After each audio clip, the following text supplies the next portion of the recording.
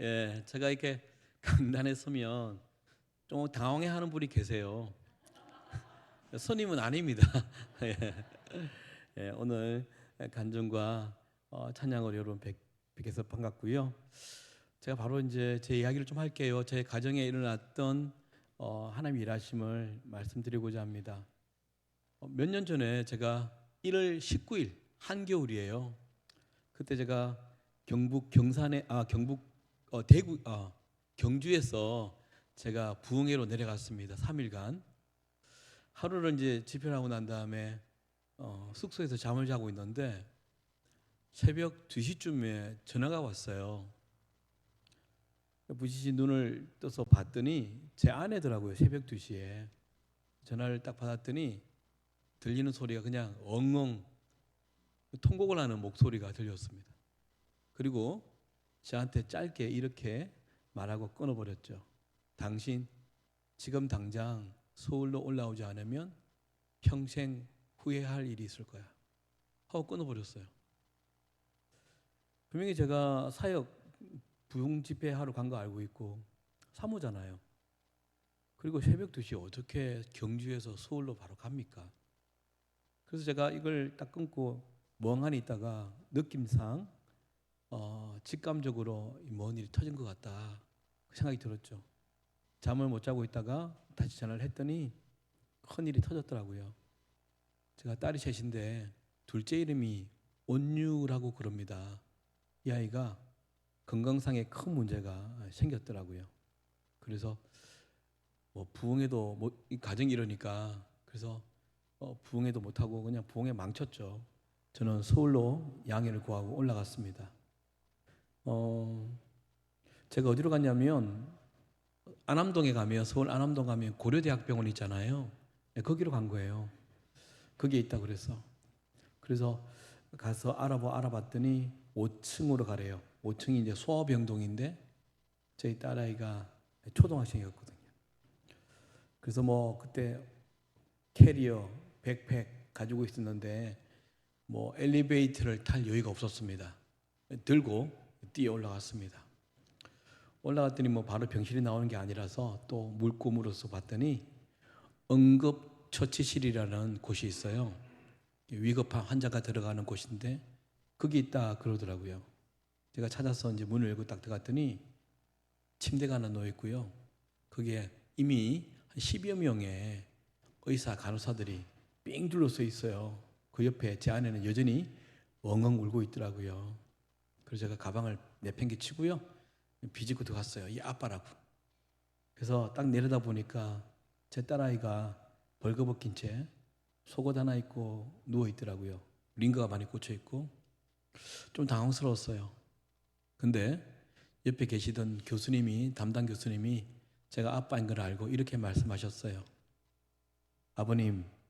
아버님이 도착하기 전에 이 아이가 한 8분간의 긴 발작을 하고 죽음 안으로 들어갔습니다.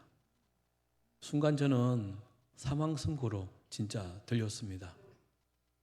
우리 드라마나 영화에 보면 이런 일이 터지면 이렇게 진짜 앞이 캄캄하다잖아요. 진짜 그랬습니다. 뭔가 뒤에 뭐가 뇌졸중처럼 뭔가 확 오돌오더니 앞이 아무것도 안 보였고요. 다리에 힘이 쭉 빠지더니 제가 털썩 주저앉았습니다. 이 아이가 죽었다니. 제가 이제 넘어지지 않으려고 침대 난간을 딱 잡았거든요.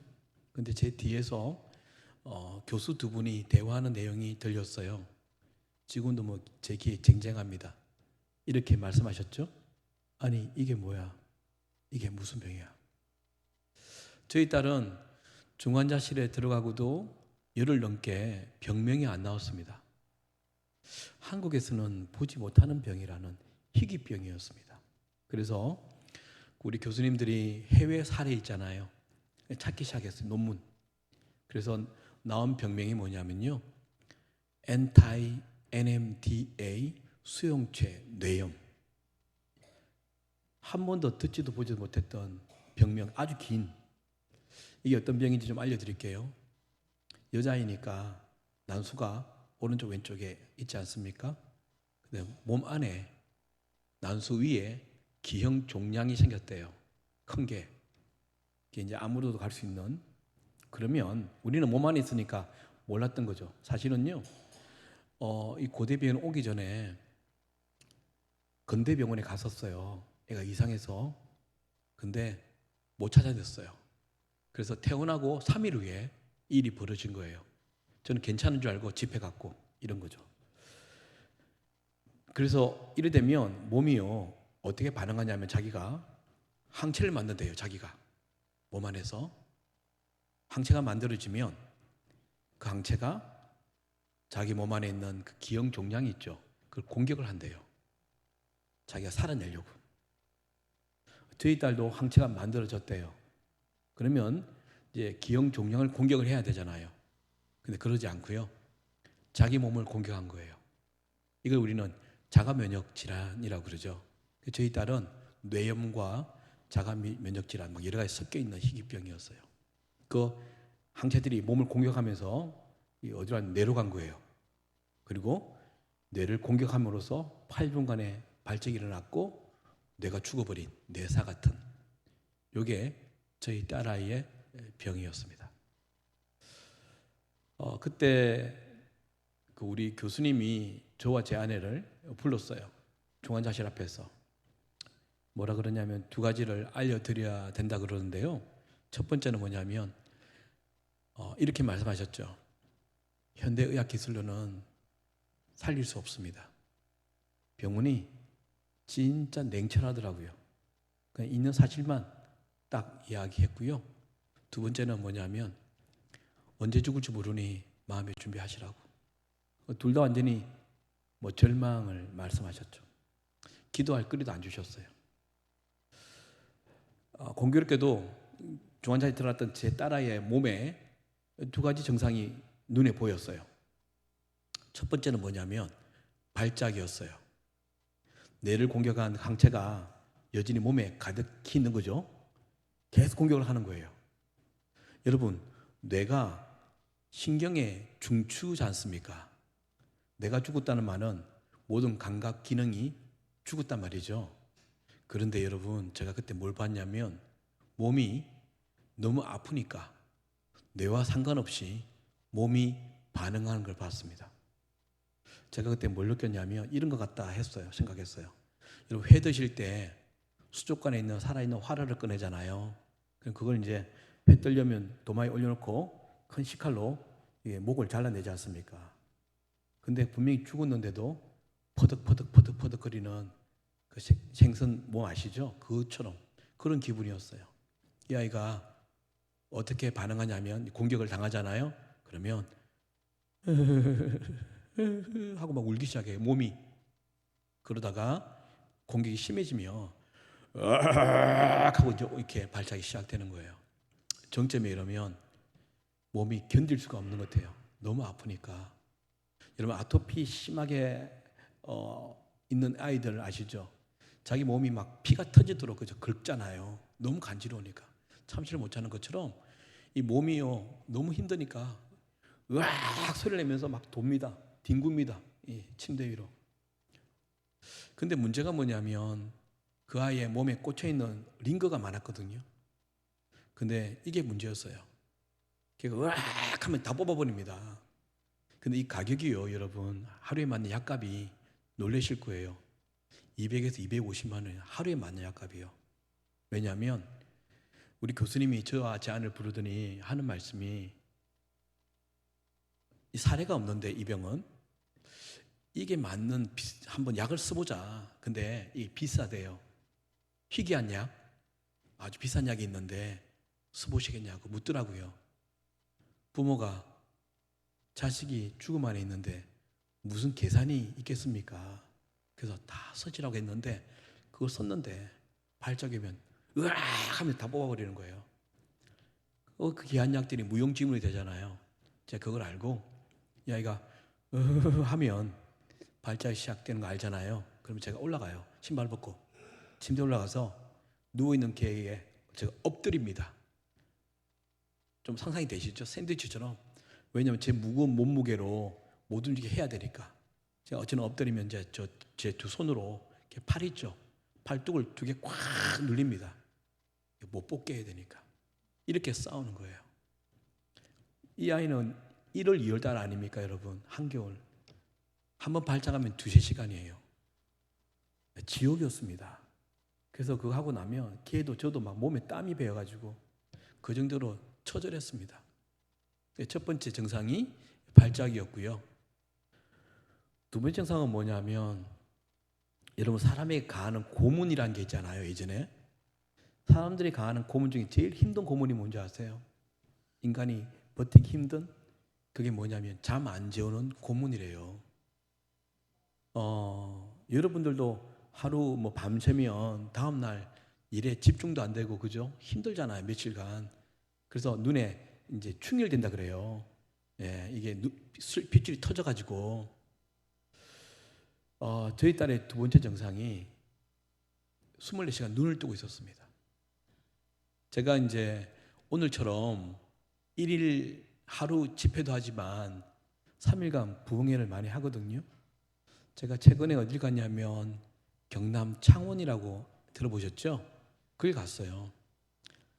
그래서 이제 3일간 부흥회를 하는데, 하루 마치고 난 다음에 이제 저녁에 집회니까 낮에 이제 숙소에 쉬고 있었는데 담임 목사님과 장로님들이 찾아온 거예요. 목사님 먼 곳에 왔는데 쉬면 뭐합니까? 우리랑 나가서 바람 좀 쐴시다 하고 저를 데리고 어디로 갔냐면 주기철 목사님 기념관이 창원에 있습니다. 들어보셨죠? 예, 일제 말기 때 신사참배 반대하다가 고문으로 순교하신 분이잖아요. 그래서 경상도에는 주기철 목사님, 전라도에는 손양원 목사님, 이 두 분이 계시잖아요, 유명한. 그래서 갔어요. 가서 제가 깜짝 놀란 거예요. 왜냐하면 거기에 고문으로 돌아가셨기 때문에 고문실이 재현되어 있습니다. 거기서 놀란 거예요. 거기 가니까 막 기계들이 많고요. 이 벽에 그 A4 용지 코팅으로 된 게 하나 붙어 있더라고요. 그게 뭐냐면 고문의 강도 순위가 되어 있는데 1위가 잠 안 재는 고문. 우리 딸이잖아요. 24시간 그 아이는 상체가 눈을 감지 못하게 했어요.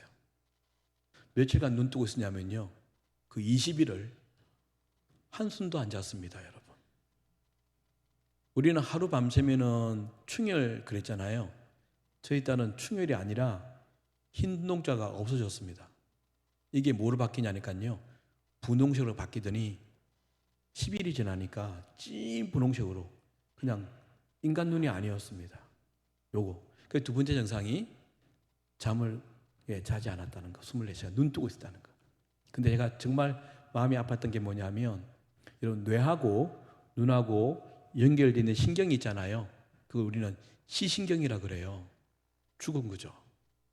그러니까 뭐예요? 24시간 눈을 뜨고 있는데 아무것도 보지 못하는 장님이 되어버렸습니다. 참 미친 사람처럼 그 앞에서 너 눈 뜨고 있잖아. 아빠 보일 거 아니야. 눈 한번 깜빡해 달라 했는데 그거 보지도 못하고 듣지도 못하는 이런 상황이었죠. 오늘 제가 여러분 잘 아시는 CTS TV 아시죠? 거기서 연락이 온 거예요. 사역자하고 사역자의 딸이 죽음만 있다는 소식을 듣고 이제 방송을 하자. 왜냐하면 첫 번째는 이거 보시는 분들이 기도해 주실 것이고, 두 번째는 재정 후원해서 병원비에 도움이 될 거다 해서 설득을 당해서 그때 만든 영상이 있거든요. 오늘 가져왔습니다. 2월 달이고요. 2월 초고 저희 딸의 눈을 뜨고 있지만 아무것도 보지 못하는 상황이 나올 겁니다. 예, 방송실에 CTS 영상 부탁해요. 적절히 묻혀서 하루에 2번 있는 중환자실 면회 시간. 낯선 이곳에 사랑하는 둘째 딸 온유가 있습니다. 벌써 보름째 온유는 이곳에서 투병 중입니다. 괜찮아 언니 괜찮아. 온유는 며칠째 한숨도 잠을 자지 않았습니다. 그냐, 우리 쿵쿵 하자. 머리를 위주로 해줘요 머리를. 열도 높고 맥박도 불안정하며 호흡도 좋지 못합니다. 온유야, 풀어도 할 수 있으면 해봐. 엄마의 말에도 온유는 대답이 없습니다. 가스가 너무 많이 차서 안 나오고 있거든요. 근데 지금 배가 너무 빵빵해지고 방구도 잘 아예 안 끼고 막 이러니까 어서 그렇게 잡아. 조금만 이기자 우리. 오늘 할 수 있어. 여태까지 잘했잖아 그럼, 오늘. 그럼. 그지? 며칠 전 수술로 온유는 난소에 있는 종양을 떼어내었습니다. 하지만 수술 후 가스가 배출되지 않아 엄마 아빠의 애를 태우고 있습니다. 이럴 때에는 주님께 매달리는 것 외에 다른 방법이 없습니다. 하나님 도와주십시오. 도와주십시오. 하나님 도와주십시오. 주여. 전능하신 하나님께 간구할 뿐입니다. 조금이라도 진정이 있었으면, 조금이라도 나았으면, 이제 맨 처음에는 낫겠다라는 소망을 가지고 기쁨으로 있었는데, 시간이 지나면 지날수록 내 믿음을 묻게 하시는 것 같아요. 우리 온유가 천천히 가도 좋으니까 나았으면 좋겠다라는 생각밖에 없어요, 솔직히. 지난 보름 동안 온유에게는 여러 차례 위험한 순간이 찾아왔습니다. 그때마다 병명조차 모르는 병과 싸워야 했습니다.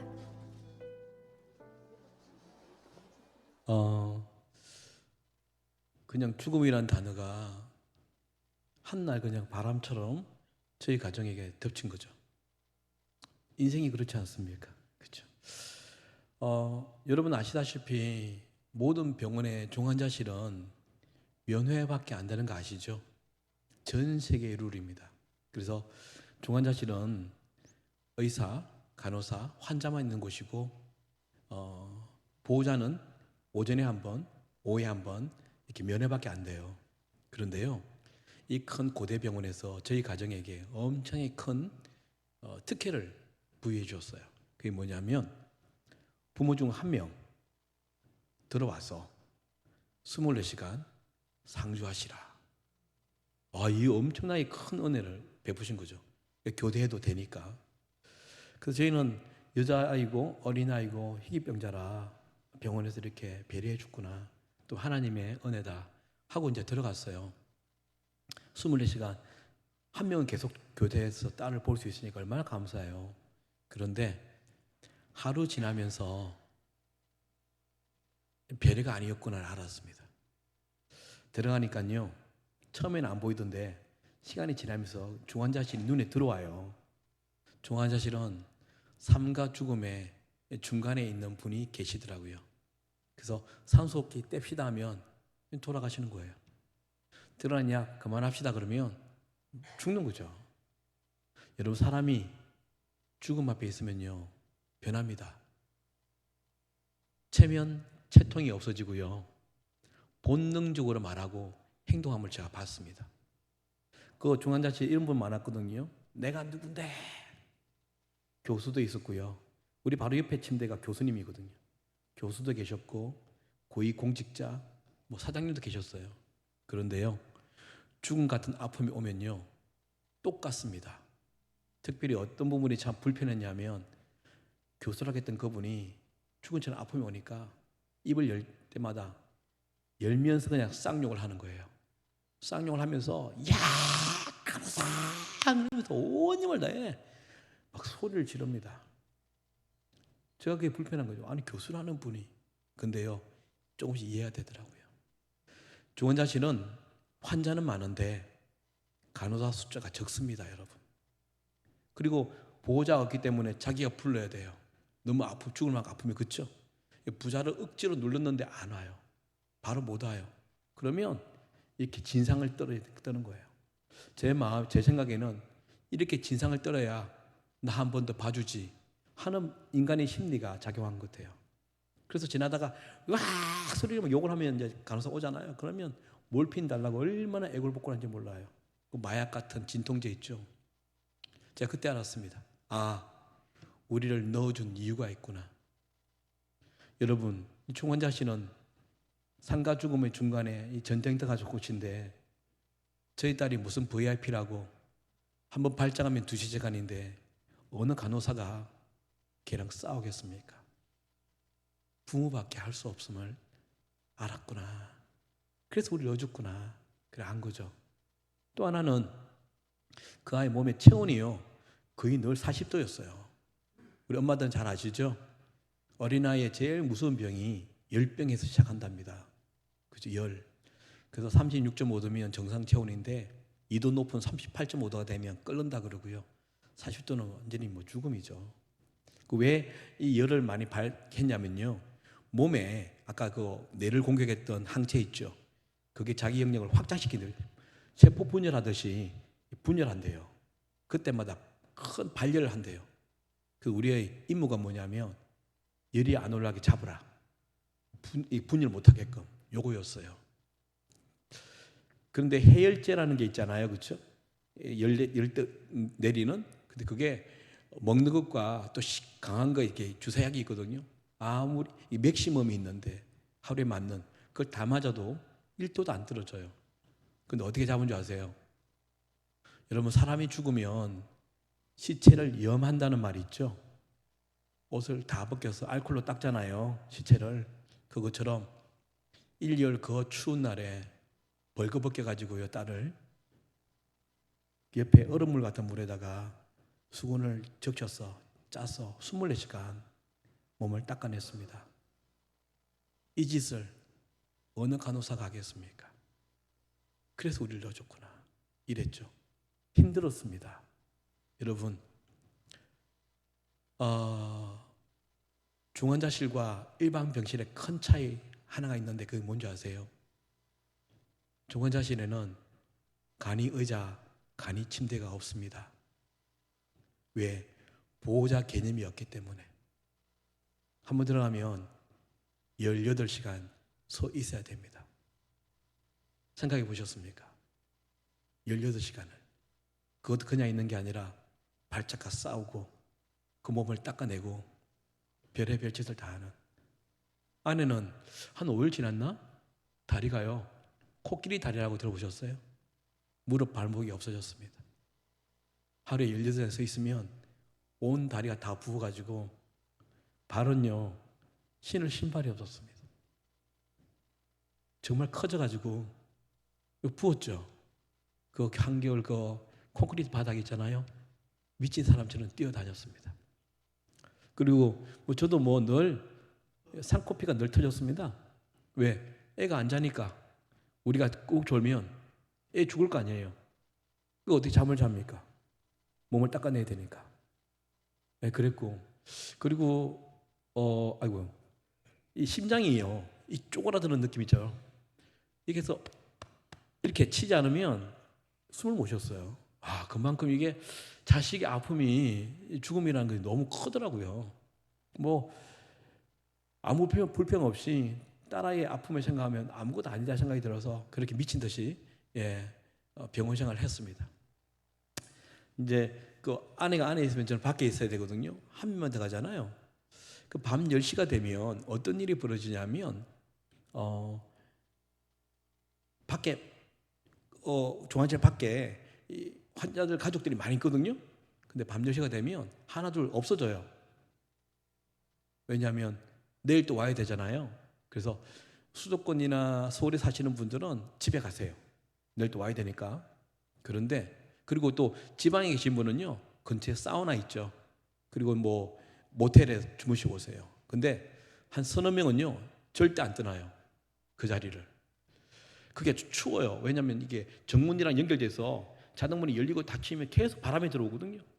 그 4, 5명은요 그 침낭, 큰 패딩 그래서 하여튼 거기서 주구장창 있어요. 근데 그 이유가 있어요. 왜냐하면 저 중환자실 천장에 보면 스피커가 하나 달렸거든요.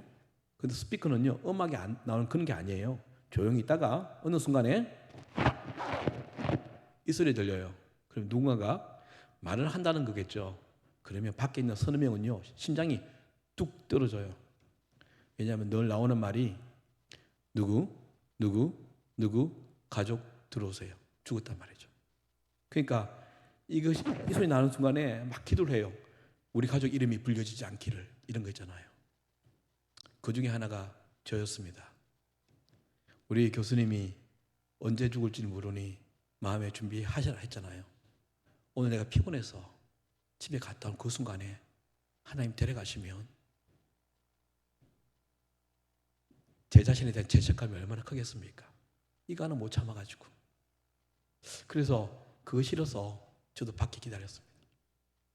할 게 없어요. 저희 딸은요, 중환자에 들어간 이유는 치료가 아니라 연명이었습니다. 왜냐하면 저희 딸의 이 희귀병은 사례가 없어서 치료한다는 단어 안 쓰고요, 항상 해보자였습니다. 이거 해볼까요? 해봅시다 이거요. 그러니까 저도 이제 할 게 없죠. 근데 이제 우리는 신앙인이잖아요. 기도가 있더라고요, 그렇죠?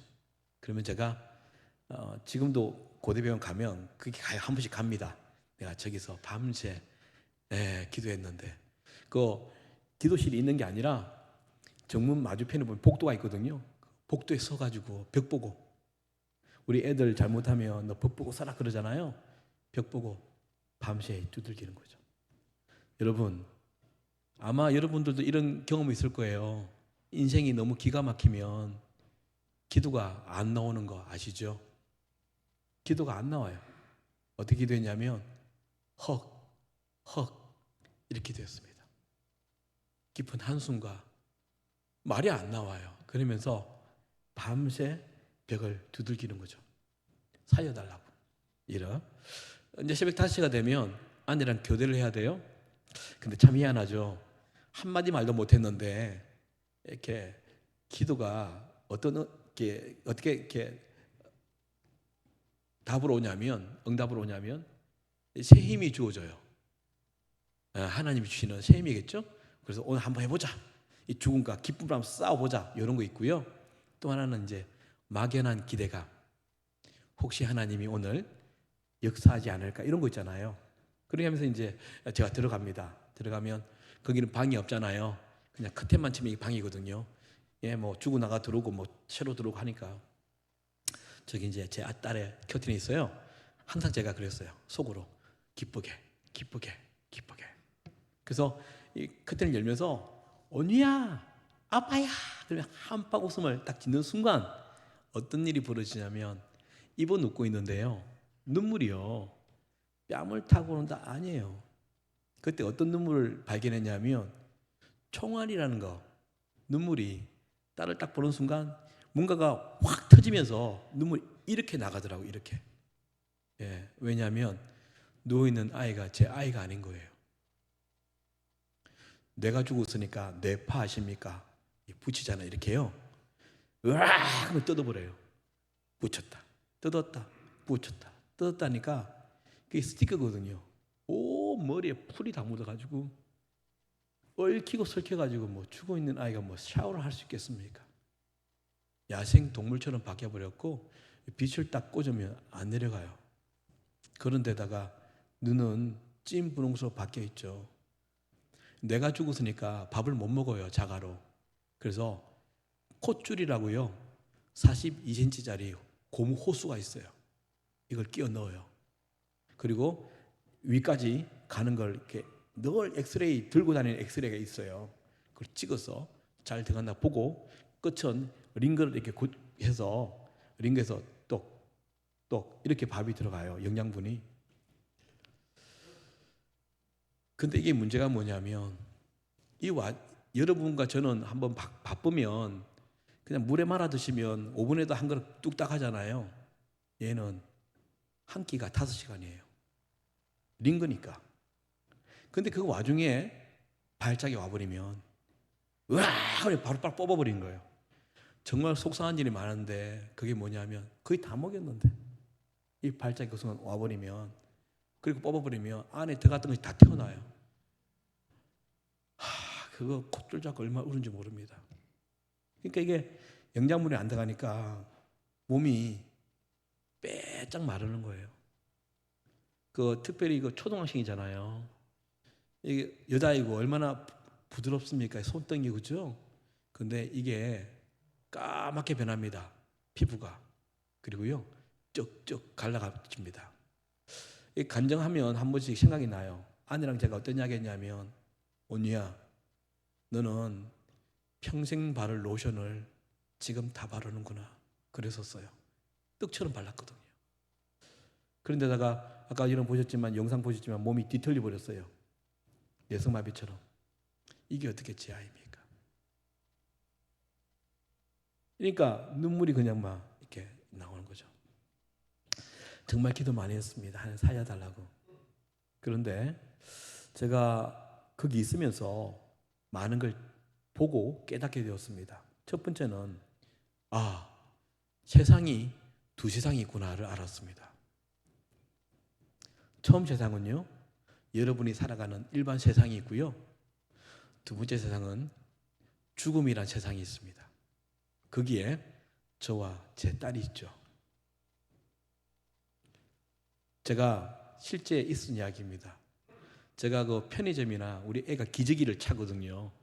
이게 죽어 있으니까, 그죠? 그러면 그걸 사러 가든지 아니면 약국에 가잖아요. 그러면요, 수많은 사람이 왔다 갔다 하잖아요. 근데 저는요, 큰 풍선에 이렇게 그 안에 들어가 있는 것 같아요. 죽음이라는. 밀고 가는 거예요, 이렇게. 제가 했던 말이 있습니다, 그때. 뭐랬냐면, 여러분을 보면서 나도 저 세상에 살았었는데, 이런 고백을 했었어요. 이러니까 어떤 일이 벌어진 줄 아십니까? 제가 방송도 나오고 또 사역자잖아요. 그러니까 많이 알려진 거예요. 한국에 뭐 기도 단톡방 진짜 많이 뿌려졌거든요. 그래서 수많은 사람들의 이 문자가 위로와 격려 문자가 왔었어요. 근데 여러분 아십니까? 하나도 위로가 안 되고 격려가 안 되었었어요. 왜요? 세상이 다르니까. 여러분은 살아가는 세상이 있지만 난 죽음이 하나 있으니까. 이런 마음 있잖아요. 당신들이 죽음을 아십니까?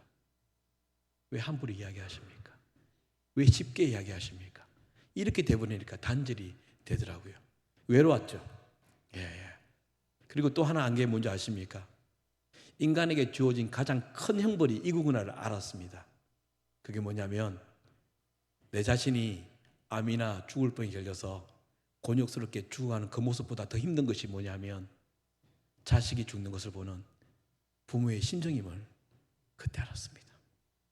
이것처럼 힘든 건 없는 것 같아요. 그렇죠? 차라리 날 데려가라고 하나님께 막 아득 막 우겼습니다. 날 데려가시라고. 예. 아이고. 근데 제가 그때 이 발작이 새벽에 강하거든요. 큰 발작을 하고 난 다음에 새벽 내내 하고 난 다음에 이렇게 태양이 오는데 보통 우리 뭐 희망의 태양 그러잖아요. 저는 아니었어요. 오늘 또 몇 번의 발작이 일어날까 이런 거 있잖아요. 그랬는데 순간 딱 그 순간 이 한 분은 나를 공감하겠구나. 그 이름 하나가 생각이 났어요. 그게 누구냐니까요. 하나님이었어요. 그래, 그분이 자기 아들을 죽였지. 근데 감사하다는 말이 안 나오고요. 그걸 깨닫는 순간 제 입에서 터져나온 말이 있어요. 지금도 잊지 못합니다. 이렇게 말했죠. 하나님, 이렇게 아프셨어요. 하나님, 당신의 심장이 찢어진다는 것이 이거였습니까? 나도 모르게 그 이야기를 했어요. 근데 여러분, 이 말이 무슨 말입니까? 나는 하나님의 사랑과 은혜를 몰랐던 사람이구나. 저 태어나니까 4대째 예수 믿는 가정이 태어났더라고요. 모태신앙이라고 그러죠. 억지로 부모님 손에 끌려 이 자리에 앉아 있었어요. 예수가 누군지, 하나님 누군지 관심도 없는데 부모님이 끌고 와서 앉게 했어요. 자면서도 들었던 것이 하나님 은혜, 사랑이라고 가스라이팅을 당했습니다. 사실은. 그렇지 않습니까? 나는 모르는데, 그죠? 근데 커서 참 아이러니하게도 미국 유학까지 갔습니다. 신학 공부하러. 그날 제가 안 게 뭔지 아십니까? 나는 하나님을 학습되었구나. 하나님의 사랑에. 그리고 나는 글로, 제자훈련으로 공부해서 주입식으로 내가 알았구나. 내가 딸아이 죽음 앞에서 써보니까 하나님의 사랑이 이랬구나 느끼는 그 순간이었어요. 예. 그래서 참 하나님께 너무 부끄러운 거예요. 왜냐? 모르면서 아는 척 사는 거죠. 나는 하나님의 사랑과 은혜가 무엇인지 맛보지 못했으면서 배운 거로서 또 가르친 거예요. 그때 생각난 말씀이 소경이 소경을 인도하면 둘 다 구덩이에 빠진다고. 내가 얼마나 많은 사람들을 목살합시고 구덩이에 빠지겠을까. 뭐 이런 것도 생각이 났었어요. 그러면서 여러분 놀라운 사실이 이렇게 퍼즐이 맞추기 시작했는데요. 사람은 자기 자신을 모르고 오해하고 사는 존재구나를 알았습니다. 저 괜찮은 크리스찬이라고 믿고 있었거든요. 구원은 따놓은 당상이라고 믿고 있던 사람이에요. 왜? 모태신앙이죠. 사대째 유년까지 태어났죠. 50년가량을 예수를 믿었습니다. 목사였습니다. 저는 이 일이 터지기 전에도 전국을 다니면서 사역했습니다. 나는 따놓은 당상 아닙니까? 그런데 어떤 일이 벌어졌냐면 오늘 본문 말씀이에요. 사람의 행위가 자기 보기에는 모두 깨끗하여도 여호와는 심령을 감찰하시나니라. 나는 내 신앙 연수, 모태신앙, 직분, 열심히 봉사함 이것으로 괜찮은 사람인 줄 알았는데 사람은 언제 자기 모습을 보느냐면 죽음 앞에 섰을 때 그때 자기가 어떤 인간인지 보게 되는 것 그때 제가 알았습니다. 그때 제 모습을 한 말씀 드리겠습니다. 부끄럽지만 여러분 디모데후서라는 책이 있는 거 아시죠? 성경에 사도 바울이 적었는데 이 책은 사도 바울이 순교하기 전에 맨 마지막에 적었던 책입니다. 이 책을 적고 순교하셨죠. 근데 거기에 5장까지 있는데요. 3장에 보면 말세에 일어나는 징조에 대해서 이야기하는데 이 특별합니다. 보통은 아까 우리 금사님 기도했을 때도 그렇지만 말세의 징조가 나라가 싸움을 하고 그죠? 전쟁을 일으키고 기후가 바뀌고 지진이 일어나고 뭐 이런 이야기를 말하는데 디모데후서는 인간을 통해서 나타나는 징조를 말하고 있거든요. 말세에 가짜들 이런 삶을 산다. 자, 읽어볼게요. 너는 이것을 알라. 말세에 고통하는 때가 이르러 사람들이 자기를 사랑하며 돈을 사랑하며 자랑하며 교만하며 비방하며 부모를 거역하며 감사하지 아니하며 거룩하지 아니하며 원망하며 온통함을 풀지 아니하며 모함하며 절제하지 못하며 사나우며 선한 것을 좋아하지 아니하며 배신하며 조급하며 자만하며 쾌락을 사랑하기를 하나님 사랑할 보다 더하며 경건의 모양은 있으나 경건의 능력은 부인하니 너는 이 같은 자들에게서 돌아서라 했는데 그 사람이 저였습니다. 저는 신앙인인 줄 알았습니다.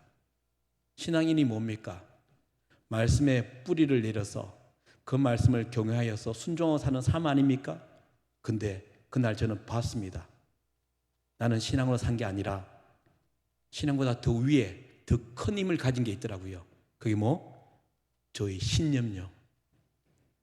신앙보다 더 큰 힘을 발휘하는 것은 내 신념이었습니다. 내 경험이었고요. 내가 추구하는 가치였습니다. 그런데 아닌 것처럼 강단에서 설교했습니다.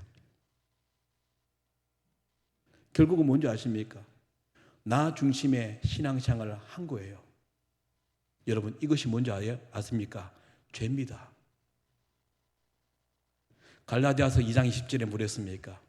내가 그리스도와 함께 십자가에 못 박혔나니 그런 적 이제는 내가 사는 것이 아니요 오직 내 안에 그리스도께서 사시는 것이라. 이제 내가 육체 가운데 사는 것은 나를 사랑하사 나를 위하여 자기 자신을 버리신 하나님의 아들을 믿는 믿음 안에 사는 거라 했는데 아니요. 내 안에는 여전히 내가 살아서 하나님이 필요할 때 언제 필요하다고요? 내가 뭔가 요구가 있을 때, 뭔가 문제가 터졌을 때, 내가 오늘보다 더 나은 삶을, 풍성한 삶을 누리고자 했을 때, 그때 찾는 하나님. 내 중심의 신앙이니까 말은 번지르게 하는데 자기 희생이 없습니다. 왜 나한테 이걸 요구해? 절대 내 건 포기할 수 없어. 이거였습니다. 우리도 그렇지 않습니까? 이렇게 아멘, 아멘 하고 순종한다 하지만 우리 안에도 울타리가 있어가지고 보이지 않는 험담과 가십과 뒷담화와, 교회도 그러지 않습니까? 그리고 공동의회 재직해 하면 말씀보다도 세상의 가치와 요즘 발전하고 아주 부흥하는 눈으로 보는 큰 교회들, 그걸 따라 사는, 그리고 내가 오랫동안 신앙생활을 해왔던 그 경험을 바탕으로 내 주장을 해서 내 주장과 어긋나면 사탄 대하듯이 원수로 대하는, 이게 저였더라고요. 두 번째, 돈을 사랑하며. 여러분, 제가 오늘 아침에도 수원을 집회하고 왔는데 참 많이 다니거든요. 근데 여러분 아십니까? 교회에 앉아 계시는 여러분의 얼굴이 얼마나 무거운지. 걱정, 근심, 염려, 두려움, 돈 문제, 부부 문제, 자식 문제, 사업 문제. 이분은 뭐랍니까? 높은 산이 거친들이 초막이나 궁궐이나 내 주 예수 모신 곳이 하늘나라라 그러면서 우리의 눈에, 이 얼굴에는 하늘나라가 잘 안 보여요. 여러분의 희노애락이 뭐가 동기입니까? 하나님입니까? 아니면 돈입니까?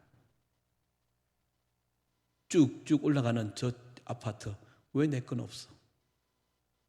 영끌에서 샀더니 이자가 올라가서 월말 월초 되면 미칠 것 같아.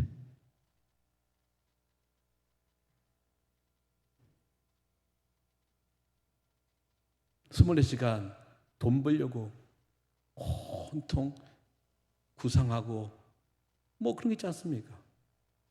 여러분 누구입니까? 근데 보세요. 말세에 일어나는 징조가 처음에 사람들이 자기를 사랑하며, 두 번째가 돈을 사랑하며, 나중에 밑에 내려가면 이런 말이 나오잖아요. 쾌락을 사랑하기를 하나님 사랑으로부터 더하며. 우리 대한민국 드라마 왕국 아닙니까? 드라마 깨고 살지 않습니까? 근데 그 얇게 짧은 성경 꺼내서 읽는 것은 얼마나 힘든지. 우리 성경 있습니까? 아무리 피곤해도 저녁에 리모컨 돌리지 않습니까? 그런데 성경, 먼지 묻은 성경 꺼내는 것은 왜 그리 힘든지. 우리 남자 어르신들 늘 유튜브 아닙니까? 알고리즘 때문에 늘 보는 것 보고 또 봐도 보시면서 주님 앞에 나가서 무릎 꿇고 기도하는 개인 시간 갖습니까? 입으로는 아까 노래했지 않습니까? 얼마나 많이 반복했습니까? 내가 매일 기쁘게 순례길 행함은 주의 팔이 나를 안부함이요. 성령이 계시네. 좁은 길을 걸으며 밤낮 기뻐한다고요? 아니요. 한국 교회는 그렇지 않는 것 같습니다. 좁은 길 싫습니다. 왜요? 불편하잖아요. 좁은 길 손해보지 않습니까? 좁은 길 밀어내요. 대충 편법 서면서 거짓말하면서 잘 그냥 블렌더에서 살면 되지 뭘 그렇게 눈에 띄게. 하루 종일 핸드폰은 있어도 전혀 지루하지가 않은데 주님 앞에 나가는 것은 얼마나 답답하고 힘든지. 내 문제 없이 내 몸에 어떤 병이 생기면 그제 찾는 하나님이라면 과연 우리는 뭘까 하는, 그러면서 제가 죽음 앞에서 이 모습이 제 모습이었구나 드러난 겁니다. 엄난하고 쾌락을 좋아하고 돈을 사랑하고 내 뜻대로 살면서 주님 뜻 몇 구절 외우고 그걸 주님 뜻을 말하는, 이게 제 모습인 것을 딸아이 죽음 앞에서 이 들통이 난 겁니다. 죽음 앞에 서니까 제 모습이 보이더라고요. 그래서 꼭 딸아이가요, 여러분, 그렇게 말하는 것 같아요. 죽어 있잖아요. 근데 나보고, 아빠, 내가 내 생명을 하나님께 담보로 맡겼으니 아빠 네가 누군 줄 좀 봐. 꼭 그렇게 메시지를 던지는 것 같았습니다. 전날 그는 덜통이 나버렸습니다. 내 제약들이, 숨겨져 있던 대학들이 다 올라오기 시작했습니다. 이게 놀라운 사실이 뭔지 아십니까, 여러분? 하나님이 마지막까지 이 퍼즐을 맞추는데요. 여러분 보세요. 저희 딸은 병원에서 살릴 수 있는 방법이 없다 있지 않습니까? 그럼 누구만이 우리 딸을 살릴 수 있겠습니까? 하나님밖에 없지 않습니까? 근데 여러분, 우리가 잘못 알았던 게 뭔지 아십니까? 하나님은 우리가 막 지극정성으로 기도하면 들으실 거다, 아닌 거예요.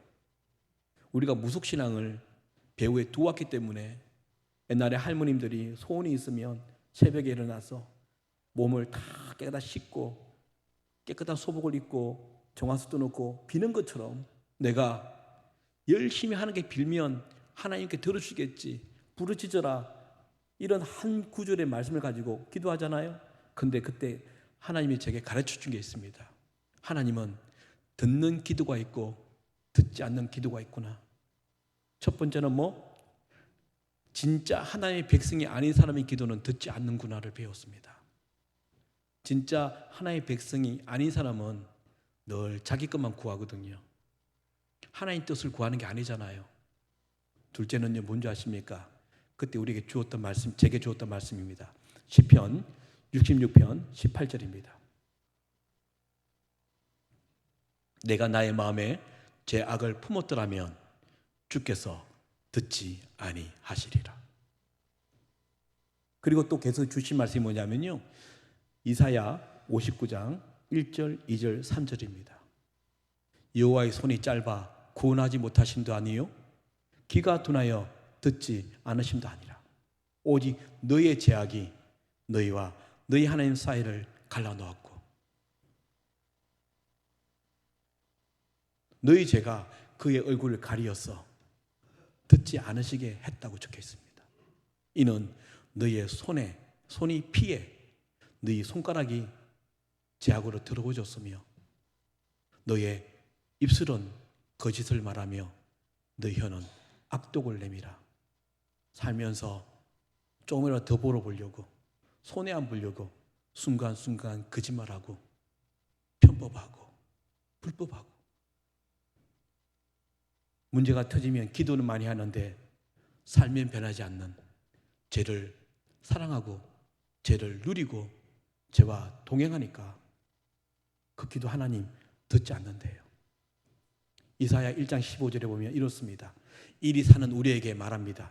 너희가 손을 펼 때에 하나님 도와달라고 절박하게 손을 펼 때에 내가 나의 눈을 너희에서 가리우고 보지 않는답니다.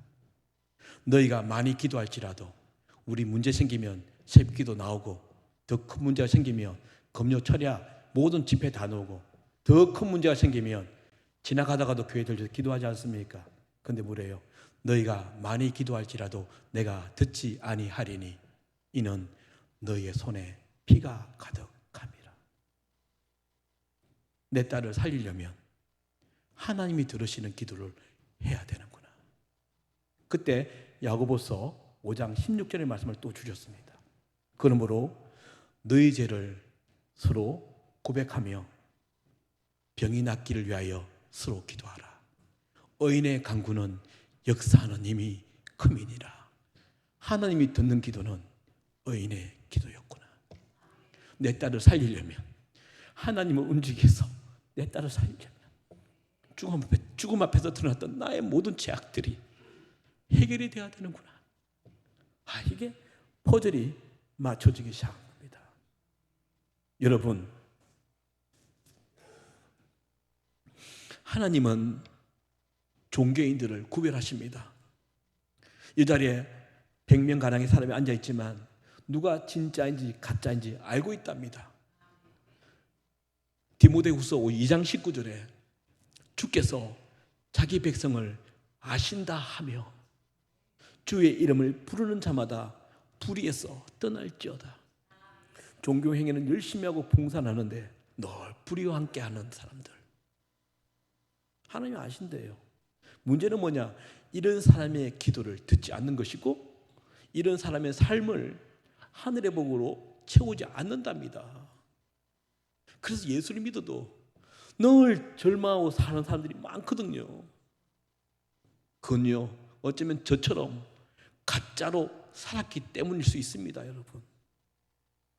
여러분, 하나님을 진짜로 믿으면 당신이 하신 말씀을 지키십니다. 여러분, 시편 29편 11절에 이런 말이 있습니다. 여호와께서 자기 백성에게 새 힘을 주시며 여호와께서 자기 백성에게 하늘의 복을 주시는도다. 가짜로 사니까 이것도 저것도 안 되는 거예요. 종교 행위만 수십 년을 했는데 아무것도 되는 게 없어. 왜요? 기독교인 코스프레 했기 때문에 그럴 수 있다는 겁니다. 저처럼요. 근데 여러분, 저같이 이런 죽음 같은 고통을 당해서 내가 누구인지 아는 것보다도, 그렇죠? 우리 가정을 통해서 여러분에게 주시는 메시지가 있다면 이것은 하나님이 여러분에게 주시는 긍휼 아닙니까? 오늘 기뚱 듣지 마시고 마음으로 받아주시기 바랍니다. 제가 말씀하고 싶은 것은 하늘의 백성으로 살아서 하늘의 복을 누리시라고 말씀드리는 겁니다. 아멘, 아멘, 아멘, 아멘. 그래서 하여튼 이런 일들이 쭉 있어 왔고요. 이제 결론으로 한번 갈게요. 너무 길어서. 한 달 반이 지났습니다. 저는 끊임없이 제 제약을 토해내기 시작했고요. 이렇게 지냈는데 한 달 반이 지났는데 병원에 연락이 왔어요. 나가라고. 중환자실 나가라고. 왜요? 포기요. 한 달 반 있었는데 병원비가 1억 6천이 나왔습니다. 말씀드렸잖아요. 매일매일 수백만의 돈을 맞으니까 이렇게 돼버린 거예요. 나왔는데 5,301호라고요. 소아병동이 5층이거든요. 제일 좋은 방을 주셨어요. 첫 방입니다. 왜? 저희 딸이 관종이었어요. 관심병자요. 이 희귀병이 어떻게 진행되는지 임상실험이시죠. 이런 아이였거든요. 그래서 병원에서 신경을 많이 썼어요. 첫 방을 2인실을 1인실로 만들어서 첫 방을 주셨고요. 문만 열면 앞에 큰 접수처가 있어가지고 다 도와줄 수 있도록 의사들이, 간호사들이 이렇게 해주셨어요. 그런데 어느 날 3월 초에 아내가 저한테 와서 하는 말이, 여보, 막내가 이상해. 그래요. 온유의 동생이 6살이었습니다. 어린아이였죠? 행동이 이상해. 그래요. 그래서 우리가 이제 진찰을 받았는데 어느새 한 달 반 만에 막내가 심각한 병에 또 걸린 거예요. 한 병도 힘들어 죽겠는데 그 병이 뭐냐니까 소아 우울증입니다. 병원에 오면 언니 죽어 있죠. 발작하죠. 집에 가면 아무도 없어요. 엄마 아빠가 병원에 매달려 있으니까. 그래서 우리가 못 돌봐서 어떻게 했냐면 걔는 모르는, 그러나 우리는 아는 친구 집에 이틀, 3일 동양 젖주듯이 맡겼더니 이 아이가 깨어나면 낯선 사람, 깨어나면 낯선 사람, 늘 바뀌고, 심각한 이 소아 우울증 연구예요. 이게 평생 공황장애로 갈 수 있는. 그래서 1월 19일 날 고대병원에 갔을 때 둘째를 살리러 갔잖아요. 온유를. 근데 한 달 반 만에 둘째는 포기하시고 살릴 애를 살리라, 셋째를 살리라, 이렇게 돼버린 거예요. 그래서 거의 2달 만에 아내는 막내를 데리고 집으로 갔습니다. 혼자 남았습니다. 3월 20날 2달하고 하루 만에 3월 20날 정확하게 새벽에 1시에 이 아이가 발작이 오는데, 그날따라 발작이 얼마나 심한지 옆에 아내도 없는데 나 어떻게 하지? 막 이런 두려운 상황에서요 엄청난 일이 터져버렸습니다. 제가 이 너무너무 놀라운 상황을 너무 놀래가지고 제 옆에 있는 제 핸드폰으로 꺼내서 영상을 찍었습니다. 오늘 가져왔거든요. 그 새벽 1시에 있었던 겁니다. 영상 1 부탁드릴게요. 예수님? 우리 한 번 더 들으시겠어요? 좀 소리를 좀 올려주셔가지고요. 예, 이거 한번 다시 한번. 예수님? 아멘, 아멘. 감사합니다. 이 일이 새벽 1시에 여러분 일어난 겁니다. 이 아이가 와 그러더니 죽고만 했잖아요. 근데 당연히 그냥 발작인 줄 알았습니다. 근데 그날 뭔가를 자꾸 이야기하려고 평소와 다르게 하더라고요. 그런데 그 두 손을 다 잡더니 눈물을 막 흘리더니 혼자서 입을 열었는데 그 많이 불렀던 엄마 아빠가 아니라 예수라고 예, 죽음에서 깨어난 겁니다. 예, 병원이 발칵 뒤집혔습니다. 할렐루야. 병원은 이런 기적이 어디 있냐고 지금. 그런데 저는 기적이란 말보다도 내가 내 안에 제약들이 발각되고 그것을 다 하나님께 드렸지 않습니까? 그랬더니 정직한 기도를 들으신 하나님이 일하셨구나. 그래서 시편 7편 10절에 보면 이런 말씀이 있잖아요. 나의 방패는 마음이 정직한 자를 구원하시는 하나님께 있도다. 아멘 아멘. 그래서 하나님이 이렇게 일하셨구나. 나도 살리고 가짜했던 아빠, 가짜 목사였던 아빠도 살리고 결국 이렇게 살리셨구나 하는 그게 우리 가정에 온 겁니다. 근데 여러분 인생이 그렇듯이 한 고비 넘기면 또 다른 고비가 있잖아요. 딱 깨어났는데 면역력이 제로였습니다. 네, 그리고 그래서 여러분 그 무균실 병실이라고 있거든요. 거기 예전에 우리 코로나 했을 때 병 가면 딱 막 쓰고 있잖아요. 이런 데가 있습니다. 예, 이 감기 걸려도 죽을 수 있는 이 면역력이 없으니까. 그래서 거기 의논했고 거기 넣어야 될까 말까 의논하기 시작했고요. 깨어났을 때 근육이 사라졌습니다. 그리고 단백질, 지방이 다 사라져가지고요. 뻣뻣한 통나무 같은 애가 돼버렸습니다. 그리고 이게 다리고 발인데 이 뼈잖아요. 우리 움직이는데 이 굳어버렸습니다. 어린아이는 석회가 빨리 굳는데요. 움직이지 않으면. 뻣뻣해가지고 그래서 병원에서 교수님들이 그 마사지사를 특별한 마사지사를 보냈어요.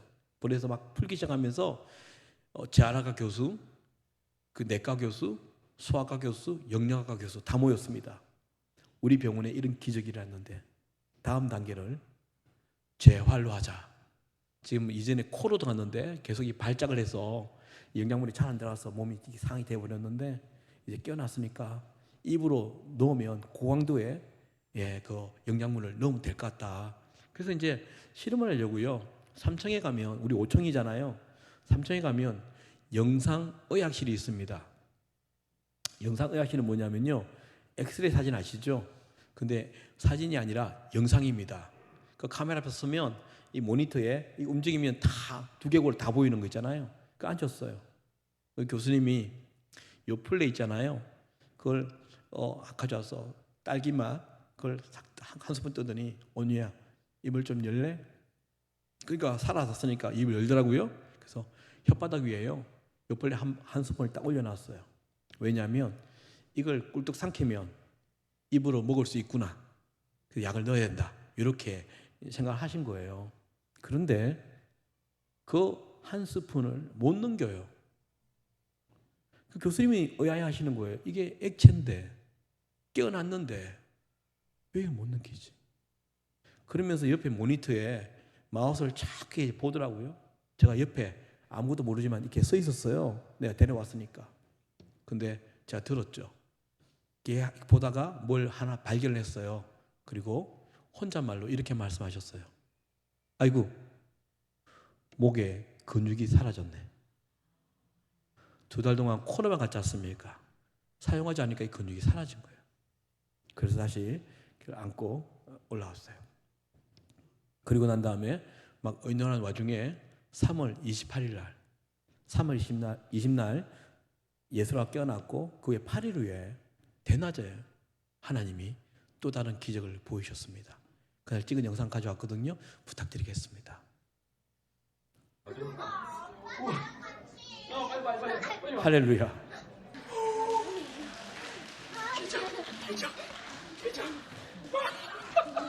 세빈이 기다려줘. 이야, 이거 기적인데 어떻게 했어? 됐어. 됐어? 됐어? 기적이에요, 기적. 하나님이 함께 하신 기적. 아멘. 예, 이런 일이 벌어졌죠. 이게 어떤 일이냐면요, 주만 있을 때 예수가 깨어나기 전에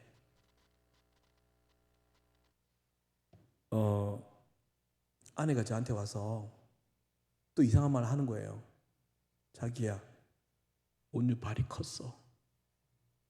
아, 마음이 무너졌어요. 2달 동안 무슨 발이 커?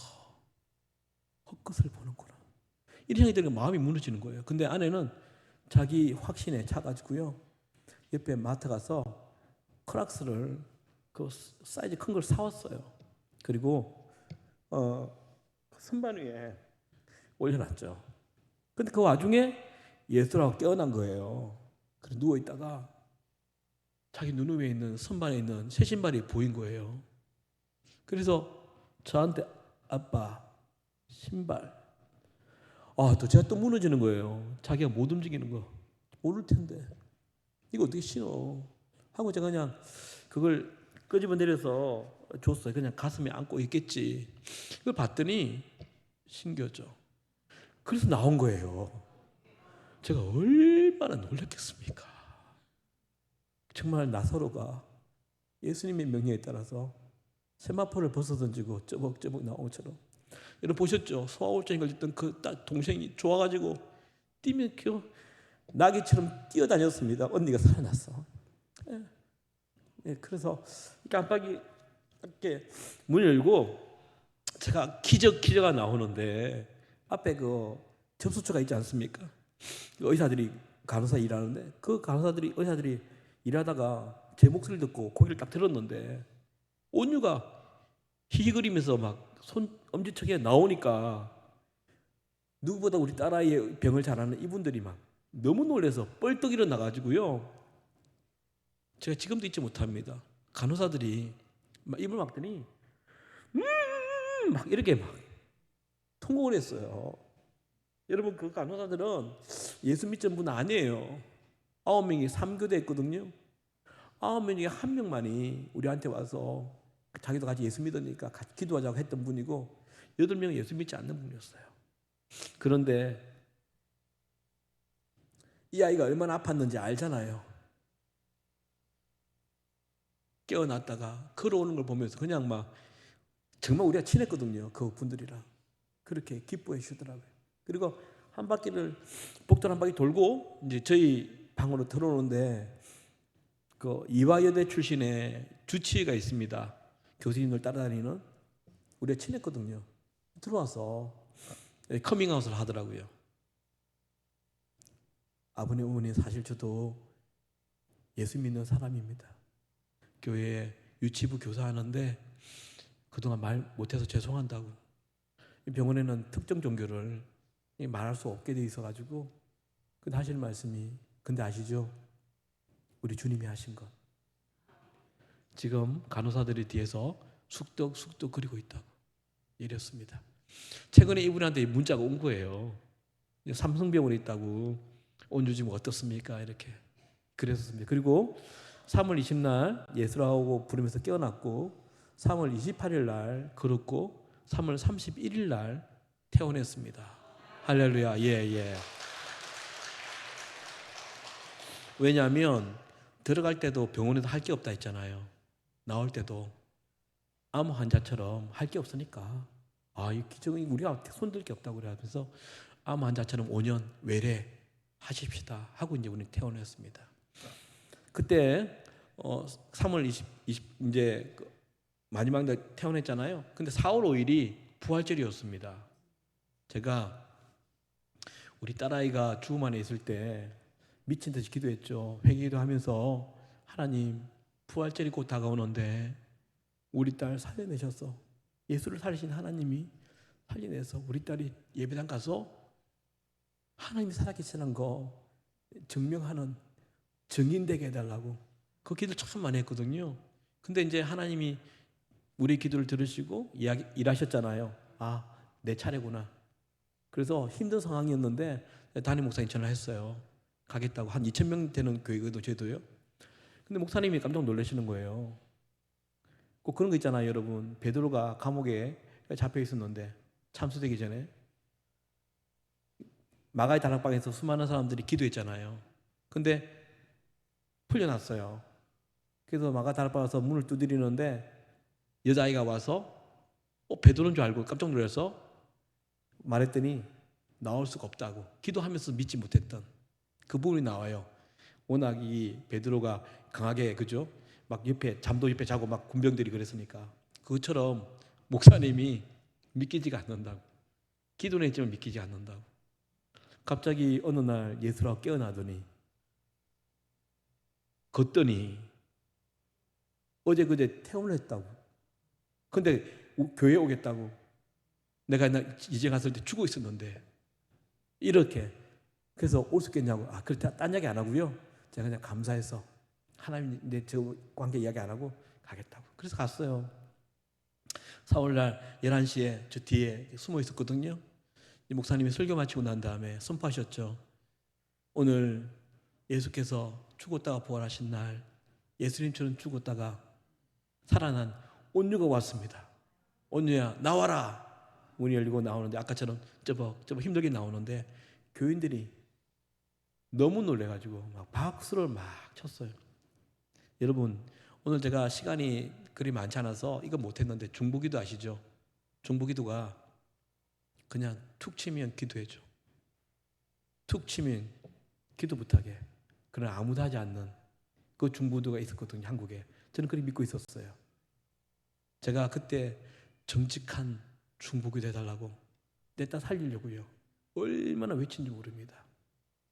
여러분 진짜 기도하면요 그 사람의 아픔이 내 아픔이 되고 그 사람의 기쁨이 내 기쁨으로 옮겨지잖아요. 저희 교회가 24시간 기도했거든요. 릴레이 기도. 기도한 분들이 보니까 너무 놀라니까 막 박수 치다가 울음바다가 되었어요. 너무 기쁘니까 막 우시더라고요. 그런데 쩌벅쩌벅 나오는데 내 이 엉덩이에서 계속해 진동이 왔어요.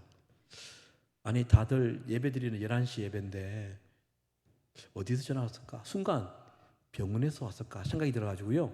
살짝 꺼내 봤더니 잊지 못할 문자가 와 있는 거예요. 누가 보냈냐니까요.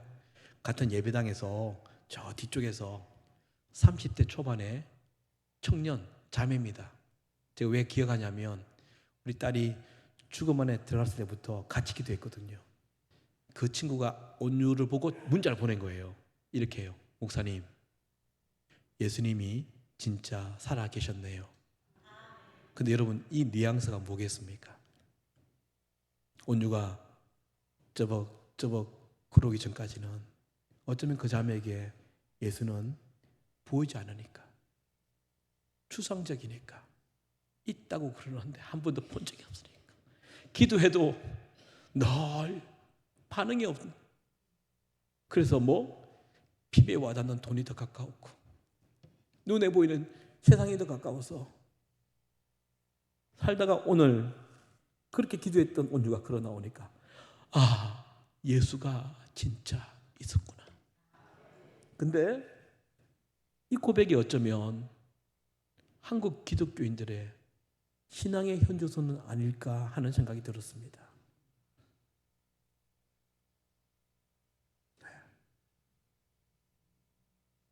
우리는 여기서 그리스도인으로 앉아 있는데 세상이 믿질 않습니다. 왜요? 너랑 나랑 뭐가 달라? 돈이 개입되면 더 지독한 놈들, 이 개독교들.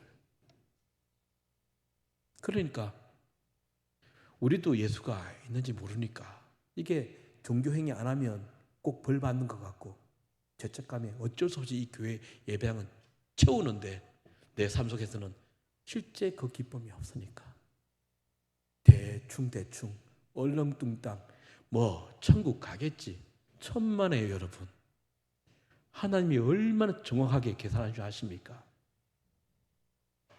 히브리서 12장 4장 13절에 보면 지으신 것이 하나도 그 앞에 나타나지 않음이 없고 우리의 결사를 받으실 하나님 그분의 눈앞에 만물이 벌거벗음같이 다 드러나느니라. 히브리서 4장 13절에 했잖아요. 고린도서 5장 10절에 이는 우리가 다 반드시 그리스도의 심판대 앞에 나타나게 되어 각각 선악간에 그 몸으로 행한 것을 따라 다 받게 하려 함이라고. 오늘 저는 여러분에게 이 간증을 하면서 드리고 싶은 메시지는 첫 번째는 내가 진짜일까 하는, 그렇죠. 그래서 오늘 제목이 그렇지 않습니까? 들통이 나야 형통이 흐른다. 가짜로 살아서는 하늘의 형통 안 흐릅니다. 근데 놀라운 이 복음은 뭔지 아십니까? 내가 어찌 살았든 상관없이 오늘 이 오후에 들통나면 하나님이 그냥 안아주신다는 거예요. 그렇죠? 그게 얼마나 감사한 겁니까? 여러분, 하나님은 양명성이 있지 않습니까? 사랑과 긍휼과 은혜의 하나님이기도 하지만 공의와 정의와 심판의 하나님이십니다. 저는 제가 배웠기는, 내가 알기로는 이 땅에 사는 동안은 그분은 사랑과 은혜와 긍휼의 하나님이지만 우리가 죽고 주님을 갔을 때는, 그때는 하나님은 오히려 온전히 심판자이십니다. 여러분, 부자와 나사로 보셨지 않습니까? 다시 이 땅을 보내셔가지고 살게 못하는 거 아시지 않습니까? 오늘 하나님께서 저와 여러분에게 긍휼을 베푸신 오후라는 거 잊지 마시고 우리 진짜로 살아내어서, 그렇죠? 여러분, 그래서 이 교회가 하나님의 복음을 나타내는 맛집이 되기를 원합니다. 아멘, 아멘. 여러분, 맛집은요 홍보 안 합니다. 그렇죠? 맛집은 숨어 있습니다. 근데 그게 하면 사람이 드글드글 하지 않습니까? 맛본 사람들이 가만히 있지 않습니다. 근데 한국은 복음 전하는 거, 입 여는 거 두려워합니다. 입을 열면 니나 잘해 하니까.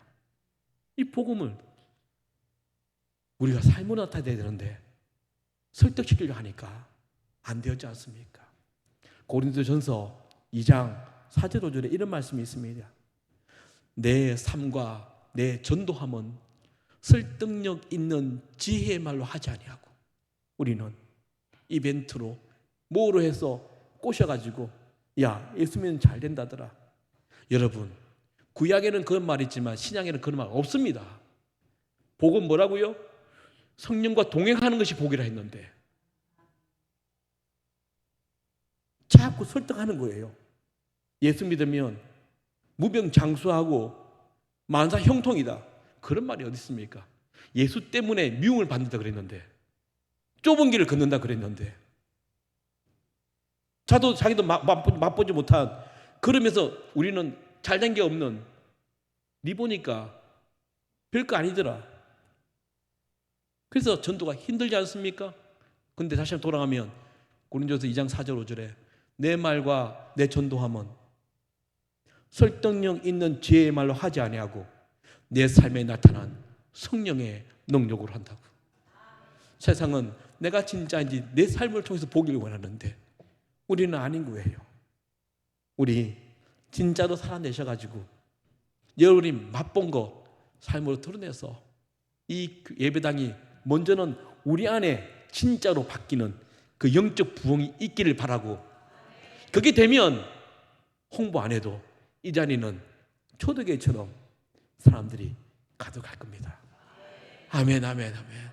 그래서 오늘 그 형통을 누리는 여러분 되시길 바라서 저희 가정을 통해서 일하셨던 하나님을 소개했습니다.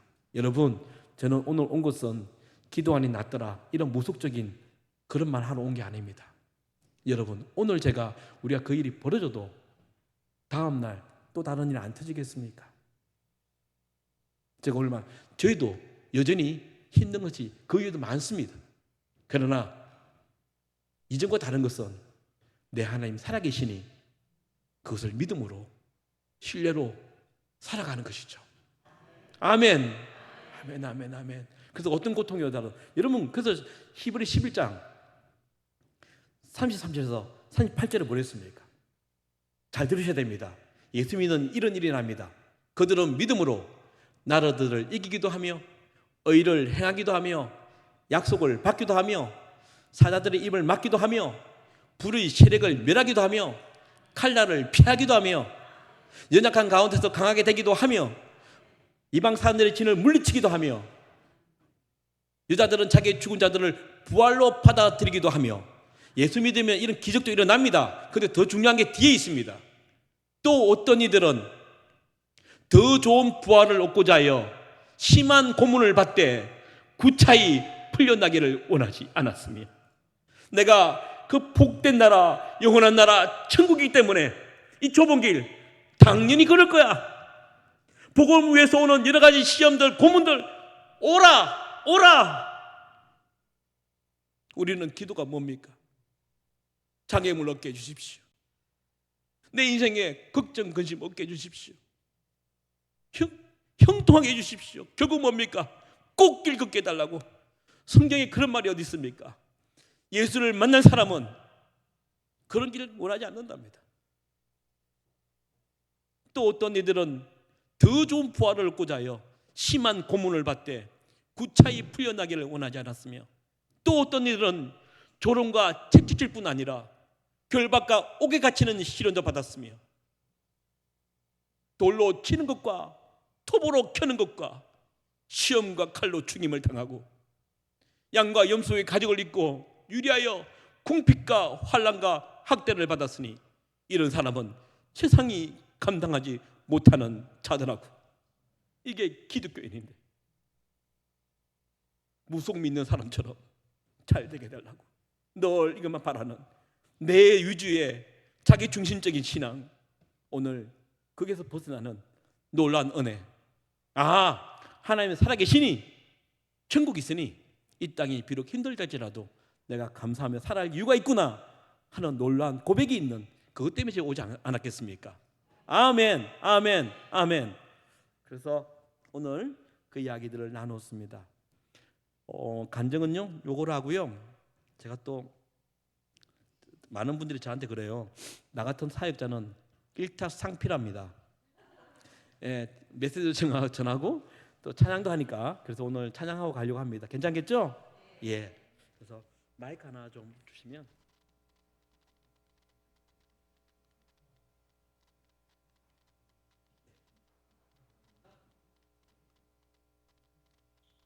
하나 둘. 예. 제가 이거 올라가야 되나요? 예. 제 머리가 보여서 영상으로 보면 진짜 그냥 어떤 스님이 그죠? 예. 요거 좀 요거로 사용할게요. 요거로. 예. 제가 이 노래를 만들 때 가졌던 짧은 간증인데 이야기 좀 할게요. 여러분 짐승을 많이 사랑하시죠? 그죠? 어떤 분들은 짐승을 그냥 자식처럼 여기는 분도 많이 계시더라고요. 이제는 애완견이라 그랬는데 지금은 이제 애완견이 아니라 반려견이더라고요. 그죠? 반려자처럼 식구다. 여러분 짐승을 사랑하면 짐승이 은혜 갚는 거 아세요? 맞습니다. 그 아멘이 아니고 그냥 옳소 해주세요. 이전에 저도 국민학교를 다녔는데 어떤 할아버지가 개랑 나무하러 가신 거예요. 나무를 하다가 낮잠을 자게 됐죠. 근데 산불이 났어요. 그때 개가 그죠? 저수지에 가서 자기 몸에다가 문을 다 묻혀가지고 불 다 끈 거예요. 할아버지 깨어나니까 옆에 강아지가 불타주고 있는 이런 이제 보온이라는 이야기가 있어요. 근데 이 강단에서 이런 말을 죄송하지만 짐승만도 못한 기독교인들이 많습니다. 왠지 아십니까? 인간에게 주어진 가장 큰 형벌이 자식이 죽는 것을 보는 부모의 심정이라고 제가 고백했지 않습니까? 하나님이 그렇지 않습니까? 그런데 교회에 많은 성도들이 이런답니다. 해준다. 내가 교회 나가준다. 인천에 큰 교회 많은데 이 교회 나가주는 거야. 예배 영상으로 다 하잖아. 이제는 다 합법화됐잖아. 느낌적으로 나가주는 거야. 나한테 잘해. 둘째는 봉사해 준답니다. 여러분 지금 한국 교회는 많이 이제 지금 힘든 게 뭐냐면 2시 예배 없는 거 아십니까? 왜요? 식사하는 거 싫어. 왜 그런 불편을 우리가 또 해야 돼? 봉사해 준다. 내가 음악을 잘하는데 한번 빠져봐봐. 구멍 확 뚫릴걸? 나한테 잘하세요. 세 번째는요, 헌금해 준답니다. 내가 큰 사업하는데 이 11조를 딴 데 돌려볼까? 나한테 잘해. 근데 여러분, 어떻게 우리가 이런 말 할 수 있겠습니까? 하나님 우리를 어찌 사랑하셨는데. 그래서 여기 계신 우리 모든 분들은 그저 고맙습니다, 감사합니다 할 수 있는 우리 되길 바랍니다. 아멘. 그분의 사랑이 너무 커서 내가 이렇게라도 할 수 있어 감사합니다 하는 고백 있기를 바랍니다. 그래서 여러분 제가 언젠가 전화가 한 통 왔어요. 한 통 와서 뭐라냐면 그 교회 그 집회 갔었는데요. 그 교회 저는 이제 많이 다니니까 누구 잘 모르겠다 생각이 안 나요. 목사님 어느 교회 누구라 그러면서 하는 말이 목사님 저희 교회가 바뀌었어요 그래요. 왜요? 그랬더니 저희 교회 선인 장로님이 화장실 청소를 하고 있습니다 그래요. 근데 그것도 고무장갑을 끼지 않고 그날 집회를 통해서 자신의 직분으로 이 장로라는 이 선임이라는 직분으로 자기 중심적인 삶을 그때 발견한 거예요. 하나님이 두려웠대요. 온유의 예수라는 그 외침 속에서. 근데 왜 고무장갑 안 끼는 줄 아세요?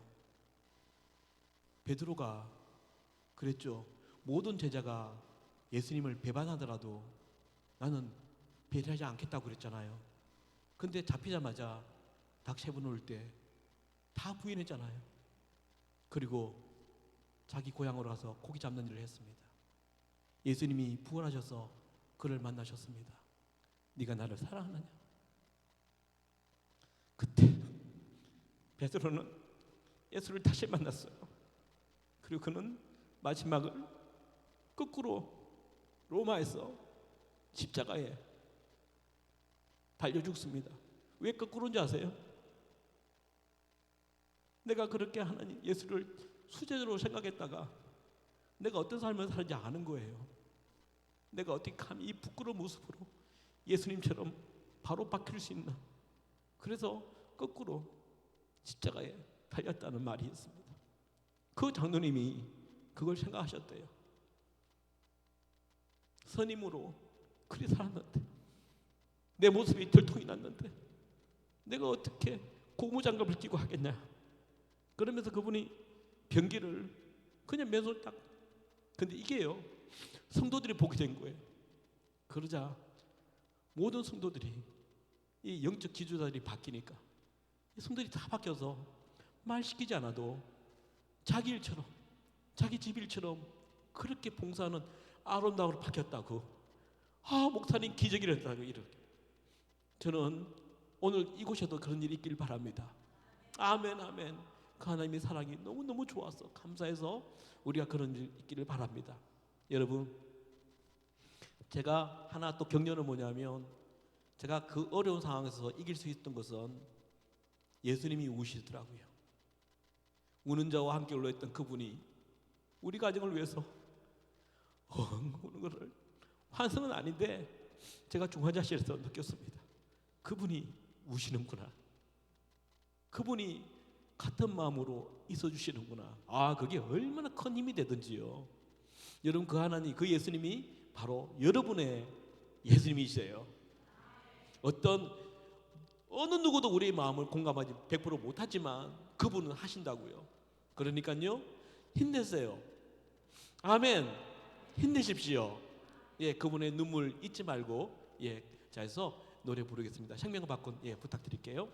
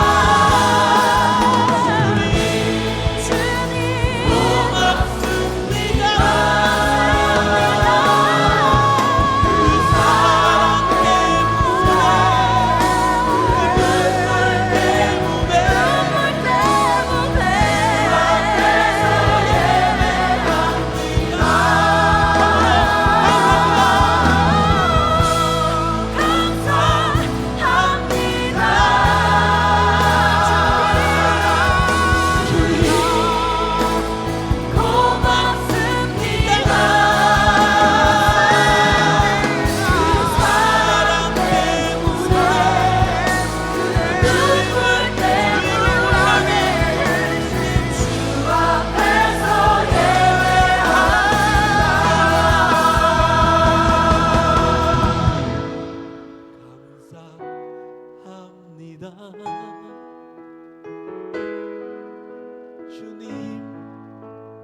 고맙습니다. 그 사랑 때문에 그 눈물 때문에 주 앞에서 예배합니다. 우리 주님께요. 할렐루야. 주님 고맙습니다. 감사합니다.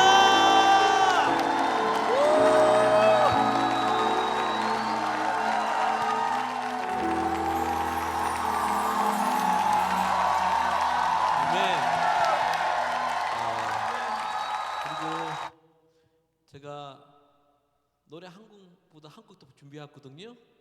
예, 목사님 올라오셔가지고 예, 여러분 제가 민망한 광고 하나 하겠습니다. 오늘 제가 이제 온유의 아빠라는 책이 나와가지고요 가져왔거든요. 여기도 다니엘 기도회 하시더라고요, 맞죠? 제가 다니엘 기도회 강사로 나가고 난 다음에 출판사 연락이 온 거예요. 기독 출판사에서. 그래서 책을 만들고 싶다.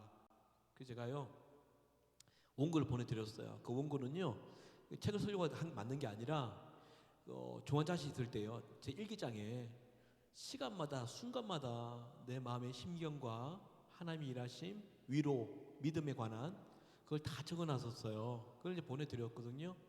근데 한 달쯤 와서 그분이 연락이 오신 거예요. 어르신이, 대표가 엉엉 울면서 제가 온유 때문에 예수를 만났다고 이야기를 하셨어요.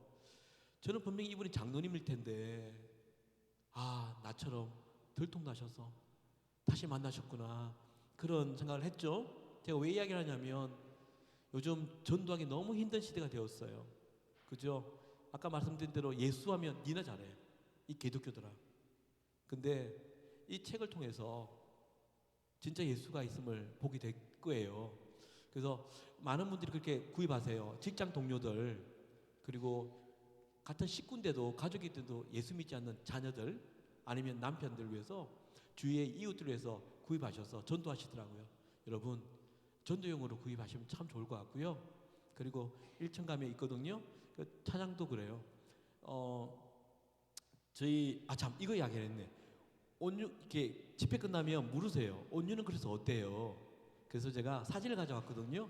사진 한번 우리 자매랑 보여주시겠습니까? 예, 한 장 더 있죠. 한 장 더 보이세요. 예, 엄청 이쁩니다. 예, 색다르고요. 근데 이제 우리 온유는 여전히 싸우고 있어요. 하나님께서 깨어나게 해줬는데요, 강하게 잘 싸우고 있어요. 그래서 한양대병원에 루퍼스 그게 전담하는 곳에 가서 이제 늘 정기점검하고 하는데 좀 남달라요. 어딘데도 예, 다른 거 뭐가 있겠죠, 그렇죠? 예, 그래서 말씀을 드렸어요. 이제 밑에 음반이 있는데요, USB도 있고 하거든요. 그래서 여러분 구입해 주시면 저희 또 열심히 살아낼게요. 또 여러분이 선교하는 마음으로 해주시면 또 우리는 순회 사역자니까요 복음을 잘 전하겠습니다.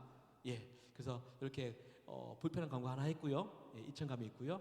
그리고 이제 노래하기 전에 요거 하나 말씀드리려고요. 여러분 전화하면 이렇게 말씀하시죠? 여보세요 그럽니다. 그러면 꼭 하는 말이 별일 없어. 우리는 별일 없어 그래요. 틀렸습니다. 저는 이때 배웠습니다. 여러분 예레미야 애가 3장 22, 23절에 이런 말씀이 있어요. 여호와의 인자와 긍휼이 무궁하심으로 우리가 진멸되지 아니하나이다. 이것들이 아침마다 새로우니 주의 성실하심이 크시도소이다. 여러분 하나님이 아침마다 일하시는데 왜 별일이 없습니까? 제가 그걸 깨달은 거예요. 우리 딸이 중학에 들어갔을 때요, 제가 미친 사람이 되어버렸어요. 어떻게 내 딸이 그래가지고 온유 앞에서 일주일 가량요 미친 사람처럼 그랬어요. 온유야, 걔가 눈 뜨고 있었잖아요. 온유야, 아빠야, 너 지금 눈 뜨고 있잖아. 너 나 놀리는 거지. 너 놀리는 거지. 눈 한번 깜짝해 달라고. 그렇게 온유의 아빠야라고 소리를 질렀거든요. 근데요, 그 순간 하나님이 그러는구나. 누구야? 아빠야. 내가 네 앞에 있잖아. 왜 너 못 보는 거니? 너 눈 뜨고 숨 쉬고 일하고 다 즐기잖아. 근데 왜 나는 못 보는 거니? 하나님의 큰 소리가 꼭 제 소리 같았고요. 온유가 꼭 저 같았어요. 눈 뜨고 있고 숨은 쉬는데 내가 죽은 것처럼. 다 하지만 영적 잠을 자니까 감사한 게 없는 거예요. 하나님 왜 나한테 저주 같은 인생을 주셔가지고. 근데 여러분 아십니까? 제가 우리 딸이 5시간 먹였는데 그 콧줄을 으악 하고 뽑아버리면요 막 터져 나오잖아요. 그럼 제가 콧줄을 잡고 내가 기도했습니다. 하나님 우리 딸 한 끼만 좀 먹게 해주십시오. 이게 제 기도 제목이었고요. 24시간 눈 뜨고 있을 때 걔를 깎고 기도한 게 뭔지 아십니까? 하나님 우리 온유 10분만 좀 자게 해달라고. 이게 제 기도 제목이었어요. 여러분 한 끼 거뜬히 드시는 게 왜 은혜가 아닙니까? 여러분의 자녀가 아침에 일어나서 하루를 잘 보내는 것이 좀 못나고 떨어져도 그게 왜 은혜가 아닙니까? 여러분 서울대병원 가보셨습니까? 거기만이 전국에서 딱 하나 중환자실이 있습니다. 어린이 중환자실. 거기 가면요 내가 너무 미안해요. 평생 다운 증후군으로 평생 희귀병으로 그 아이를 데리고 살 부모도 그렇고 당사자도 그렇고 내가 너무 미안한데 감사가 나오는 거예요. 우리 감사할 게 얼마나 많습니까 여러분? 그렇지 않습니까? 그렇죠? 우리 매일매일 일상을 감사하시는 우리 대자고요. 아멘 아멘 아멘 아멘. 예, 읽기 전에 그렇죠? 그래서 마지막 은혜는 만나 같았어. 만나의 유효기간이 하루인 거 아시죠? 교회 가면 많은 분들이 그래요. 내가 죽다 살아난 10년 전의 이야기 곰탕처럼 우려먹는 사람 있겠지나요? 그건 게으른 겁니다. 그거는 그때 하나님의 은혜로 놔두시고요. 내일 어제도 일하시고 오늘도 일하시고 내일도 일하실 그 하나님께 민감하게 사는 새로운 이 만나와 같은 매일매일 오시는 그 은혜로 살아가는 우리 되시자고요. 그러면 우리 하나님께 부지런해야 되지 않겠습니까? 그렇죠? 그분 만나러 가야 되고 예, 그런 일들이 있는 우리 성도들 되시기 바랍니다. 아멘. 저기 자매님 둘째 노래 주시고요. 그 MR 볼륨을 조금만 올려주세요. 감사합니다.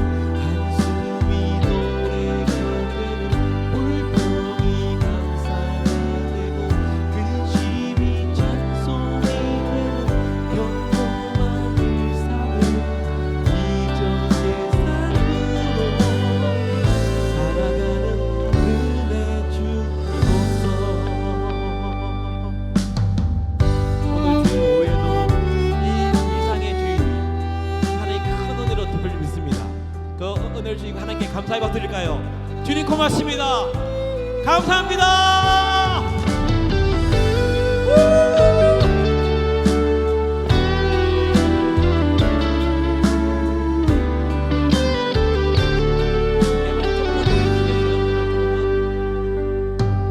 오늘 살아가는 필요한 은혜를 간절히 구하오니 배만 내어오는 은혜로 적셔주소서. 눈물이 웃음이 되며 한숨이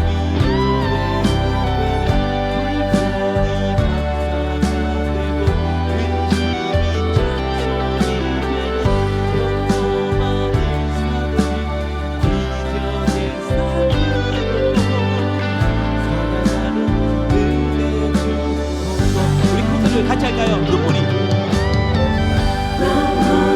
웃음이 되며 한숨이 노래가 되는 불평이 감사가 되고 근심이 찬송이 되는 평범한 일상을 기적의 삶으로 살아가는 은혜 주소서. 두손 들어갈까요? 두손 들고 눈물이 웃음이 되며 한숨이 노래가 되는 불평이 감사가 되고 근심이 찬송이 되는 평범한 일상을 기적의 삶으로 살아가는 은혜 주소서. 그 은혜 주실 하나님께 한 번 더 뜨거운 마음으로 할렐루야. 매일매일 주님 만나겠습니다. 그 은혜 누리겠습니다. 할렐루야. 아멘. 아멘. 예, 긴 시간 함께 해주셔서 감사합니다. 여러분 승리하십시오. 감사합니다.